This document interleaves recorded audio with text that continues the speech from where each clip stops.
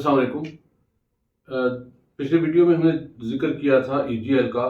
दरअसल बार बार हम इस तरफ आते हैं खुराक की तरफ कि कौन सी वर्स्ट खुराक है, कौन सी लेनी चाहिए, कौन सी नहीं लेनी चाहिए।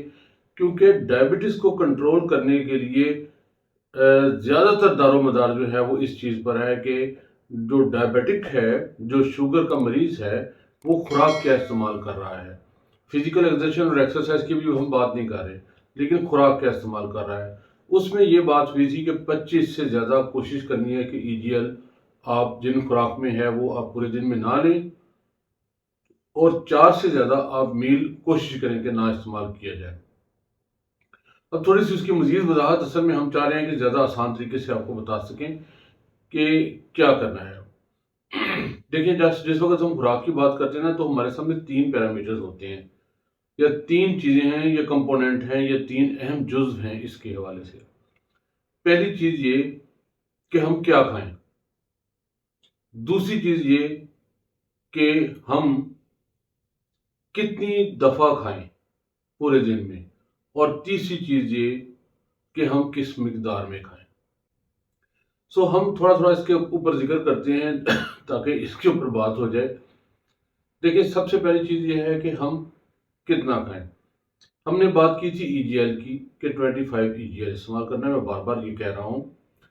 अब सुबह के टाइम अगर नाश्ते में हम जिक्र करें, फ़र्ज़ करें, तो नाश्ता आमतौर पर जो लोग लेते हैं, या वो पराठा लेते हैं, रोटी लेते हैं, वो ब्रेड ले लेते हैं, या फिर फ्लैक्स ले लेते हैं। अब वो चाहे कॉर्नफ्लैक्स हों, चाहे राइस फ्लैक्स हों, उससे फ़र्क नहीं पड़ता। अब अगर आप वो ले लें और उसमें दूध डालें, तो आपका जो ईजीएल है वो ऑलमोस्ट 80 प्लस हो जाता है।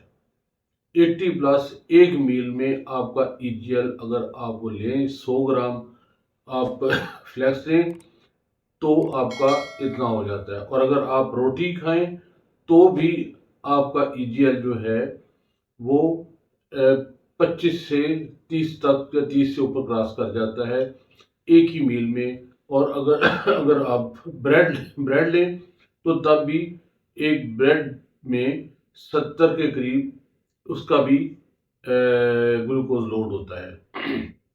सो ये तो है। आप अब आपने फैसला करना है कि आपको तो पूरे दिन में 25 लेनी चाहिए। तो इसका मतलब भी ये है कि जो फ्लैक्स है और जो ब्रेड है, ये आपके लिए मौजूद चीज़ नहीं है। ठीक हो गया। अच्छा, मैं बाय द वे आपको बताता जाऊं कि अंडे के अंदर ग्लूकोज का लोड ईजीएल 0 होता है, यानी वो खा लेने में कोई हर्ज नहीं। अच्छा, दूसरी चीज उसके बाद जो दूसरा कंपोनेंट है, या जो दूसरा जुज है, वो ये है कि कितनी दफा खाया जाए। देखिए, जितनी दफा खाया जाए उस मिकदार में आपको ये समझने की जरूरत है कि हमें दिन में कम से कम एक दफा 12 घंटे कम से कम भूखा रहना चाहिए।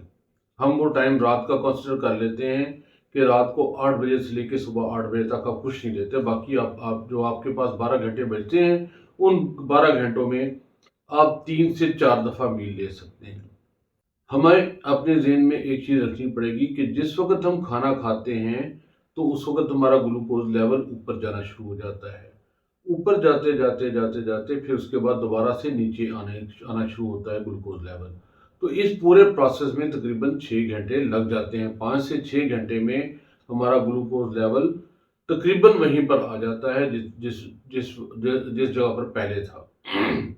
तो इसका मतलब ये है कि हमें ऐसा नहीं करना कि अपना ग्लूकोज लेवल अभी बढ़ा हुआ है तो मजीद फूड इस्तेमाल नहीं करना, बल्कि हमें चाहिए कि 6 घंटे या 5 घंटे या 6 घंटे हम इस चीज़ को दें कि पुराना जो हमारा खाया हुआ है वो अपनी जगह पे पहुंच जाए, और दोबारा आपका ग्लूकोज लेवल जो है वो फिर उसी जगह पर हो जिस जगह पे 6 घंटे पहले था।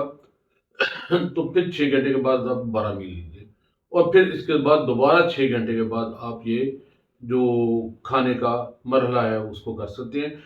अगर हम 12 घंटे रखें, तो 12 घंटों में सुबह 8 से शाम 8 तक आपके 12 घंटों में आपको टोटल 3 मील खाने हैं। यानी 8 बजे अगर आपने खा लिया, तो उसके बाद 6 घंटे उसमें ऐड करें तो वो 2 बज जाते हैं। तो 2 बजे खा के फिर रात को 8 बजे आप खा लीजिए, और फिर उसके बाद पूरी रात आपने कुछ नहीं खाना, और इस तरीके से आपको ये होता रहेगा।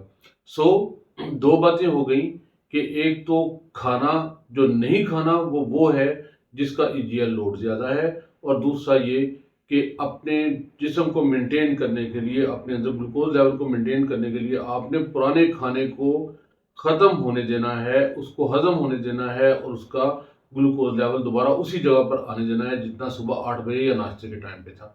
ठीक हो गया। तीसरी और आखिरी चीज़ ये है कि क्वांटिटी कितनी खानी है। देखिए, क्वांटिटी के बाद फिर हमने ये जानते हैं कि एक नॉर्मल इंसान को जिसको डायबिटीज़ है उसको 1500 से ज़्यादा कोशिश करनी है कि 1500 से ज़्यादा कैलोरीज ना ली जाए। अब 1500 कैलोरीज लेने का मतलब ये है कि आप दिन में 3 दफ़ा अगर ले रहे हैं तो 500 कैलोरीज अगर आप इस्तेमाल करना चाहें तो ठीक हो गया। ठीक है। लेकिन अब यहाँ पर फिर एक पुरानी बात आ जाती है कि सिर्फ हमने ये नहीं देखना कि कैलोरीज कितनी ली है। ठीक है। हमने साथ में ये देखना है कि उसका ईजीएल कितना है। अब जैसे अगर आप सैलड लेते हैं तो सैलड अगर आप ढेर सारा एक बाउल भी खा लें तो आपकी ज़्यादा से ज़्यादा 150 कैलोरीज होंगी, 125 होंगी, 140 होंगी, 150 होंगी। ये 150 पौने 200 के करीब आपकी कैलोरीज बनेगी। आप एक टाइम पे 500 कैलोरीज ले सकते हैं। अब वो 500 कैलोरीज लेने के लिए आप क्या करेंगे? ठीक है। अब यहाँ पर तो आपका जो सैलड खाने की सूरत में आपका जो ग्लूकोज का लोड है, ईजीएल जो है वो तो बहुत नॉर्मली बढ़ा। ठीक है, 1-2 के करीब। लेकिन अगर आप वहां पर बाकी कैलोरीज पूरी करने के लिए रोटी ले लेते हैं, फ्लैट ब्रेड, या कोई और ऐसी चीज इस्तेमाल कर लेते हैं, बिस्किट खा लेते हैं या ऐसी चीज खा लेंगे, तो फिर इसका मतलब यह है कि आपका फिर ईजीएल बढ़ गया और नुकसान में फिर चले गए आप। सो ये कॉम्प्लिकेटेड थोड़ी सी चीजें हैं। आहिस्ता आहिस्ता हम आपको समझाएंगे, हम अगली दफा भी समझाएंगे आपको कि फिर कौन सी खुराक लेनी चाहिए। हम आपको आपका चार्ट देने की कोशिश करेंगे कि जिसमें ईजीएल वैल्यू आपकी 25 के अंदर महदूद रहे, और आपका कैलोरीज जो है वो भी तकरीबन पूरी हो जाए जितनी आपकी रिक्वायर्ड है, और साथ में ये कि वो वाला फूड ना हो जो आपको नुकसान देता है। सो आप अपने जहन में इस चीज़ को रखिए और हमें साथ साथ गाइड करते रहे, बताते रहिए कि आपको किस चीज़ की समझ नहीं आई या कौन सी चीज़ की इंफॉर्मेशन आप तक आना ज़रूरी है। बहुत शुक्रिया आपका सुनने का। हम इंतज़ार करेंगे आपके फीडबैक का। आप खुद भी देखें और उन लोगों को भी दिखाएं। इस को शेयर कीजिए और सब्सक्राइब कीजिए। बहुत शुक्रिया। अल्लाह हाफिज़।